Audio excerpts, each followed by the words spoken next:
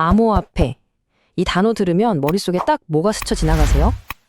아마 대부분은 롤러코스터 같은 가격, 아니면 한탕을 노리는 투기, 이런 이미지일 거예요.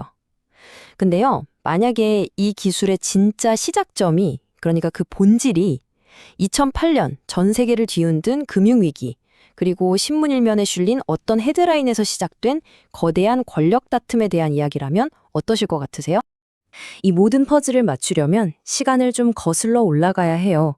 바로 전 세계가 휘청였던 그 순간, 2008년 글로벌 금융위기로 말이죠.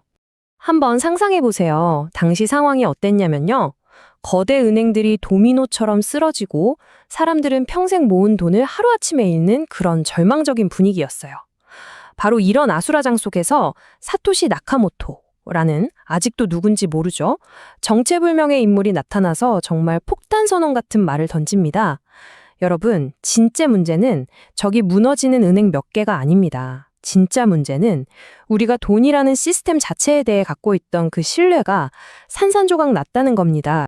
그럼 이런 위기 상황에서 권력을 쥔 사람들은, 그러니까 정부는 어떻게 했을까요? 놀랍게도 바로 그 위기를 일으킨 주범인 금융기관들을 살리겠다고 어마어마한 돈을 그냥 찍어내기 시작합니다. 이걸 본 사람들은 무슨 생각을 했을까요? 이건 불난 집에 기름을 붓는 거나 다름없었죠. 내 월급, 내 저축이 그냥 종이 조각이 될 수도 있겠구나 하는 공포가 순식간에 퍼져나갔습니다.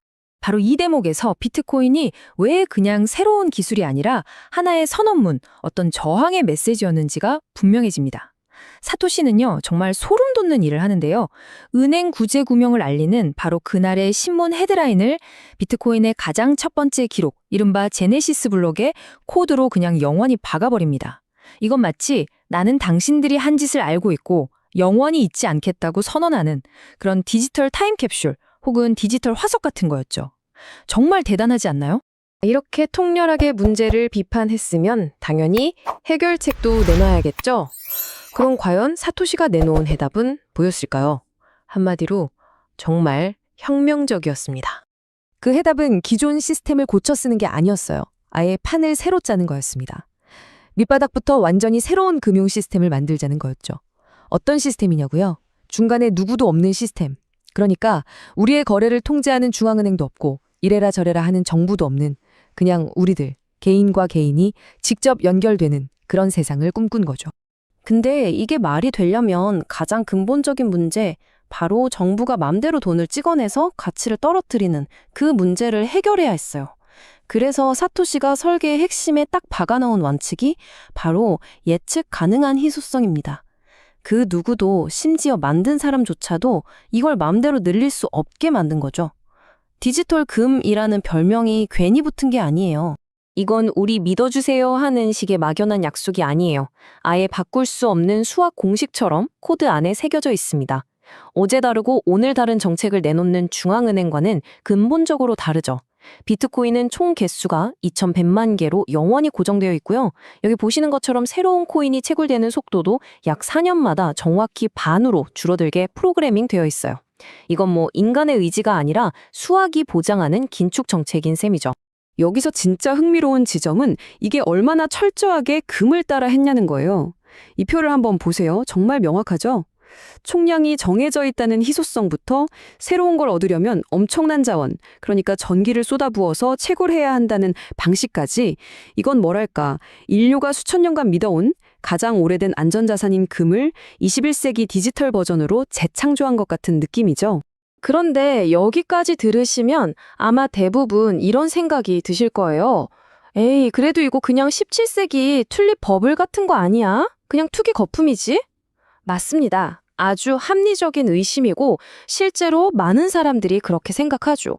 그리고 왜 그런 말이 나오는지 이 차트들을 보면 와, 진짜 소름 돋게 비슷하긴 해요. 미친 듯이 올랐다가 폭락하는 패턴이 정말 똑같죠. 하지만 여기에 아주 중요한 반론이 있습니다. 결정적인 차이가 있다는 건데요. 튤립은 한번 거품이 꺼지고 나면 그걸로 끝이잖아요. 그냥 시든 꽃일 뿐이니까요. 그런데 비트코인은 이런 거대한 폭락을 몇 번이나 겪어도 신기하게 매번 다시 살아났다는 겁니다. 왜냐? 그 밑바탕에는 단순한 투기 열풍이 아니라 실제로 작동하는 기술과 점점 더 커지는 사용자 네트워크가 단단하게 버티고 있기 때문이라는 거죠.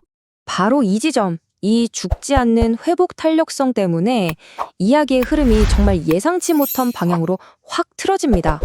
바로 세계 최강대국 미국이 이 반항화 같은 기술을 더 이상 골칫거리로 보는 게 아니라 어쩌면 자신들의 패권을 유지하는데 아주 유용한 도구가 될 수 있겠다고 생각하기 시작한 겁니다. 정말 아이러니하죠?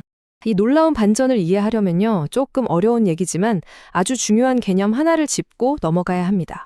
바로 트리핀 딜레마라는 건데요. 이게 수십 년 동안 미국 달러의 아킬레스건으로 통해온 문제입니다. 제가 최대한 쉽게 설명해 볼게요. 이런 거예요. 전 세계 모든 나라가 무역하고 결제하려면 달러가 필요하잖아요. 그럼 그 달러는 어디서 나올까요? 미국이 찍어서 공급해야죠. 그러려면 미국은 물건을 파는 것보다 사오는 게 더 많아야, 즉 무역 적자를 계속 내야만 달러가 해외로 풀립니다. 그런데 말이죠. 이 적자가 계속 쌓이고 쌓이면 어떻게 될까요? 언젠가는 저 나라는 빚이 너무 많아서 달러를 못 믿겠어 하는 순간이 올 수 있잖아요. 달러를 풀자니 빚이 늘고 빚을 줄이자니 세계 경제가 멈추고 정말 이러지도 저러지도 못하는 진퇴양난. 그게 바로 트리핀 딜레마입니다. 자, 바로 이 골치 아픈 딜레마를 푸는데 놀랍게도 암호화폐가 해결사로 등판합니다. 미국의 전략은 정말 어떻게 보면 천재적이고 또 어떻게 보면 정말 아이러니해요. 이 전략의 핵심은 바로 스테이블 코인입니다. 이름 그대로 달러와 가치가 1대1로 안정적으로 고정된 암호화폐죠. 미국 정부는 이 시장이 커지는 걸 은근히 아주 조용히 장려하고 있습니다. 그리고 이 시장 절대 얕보면 안 됩니다. 규모가 벌써 수천억 달러를 훌쩍 넘었어요. 그럼 생각해 보세요. 이 코인들이 스테이블, 즉 안정적이라는 신뢰를 주려면 어떻게 해야 할까요? 발행하는 회사들이 우리는 이 코인과 똑같은 가치의 진짜 달러 자산을 갖고 있습니다 라고 증명해야겠죠? 그럼 그 담보로 뭘 사들일까요? 세상에서 가장 안전하다고 여겨지는 자산, 바로 미국 정부가 발행한 국채입니다. 바로 이 지점이 핵심입니다. 전 세계 암호화폐 투자자들이 스테이블 코인을 사면 살수록 그 발행사들은 더 많은 미국 국채를 사들여야 하는 구조가 만들어진 거예요.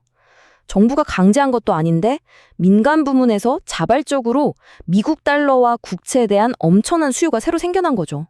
정말 기가 막히지 않나요?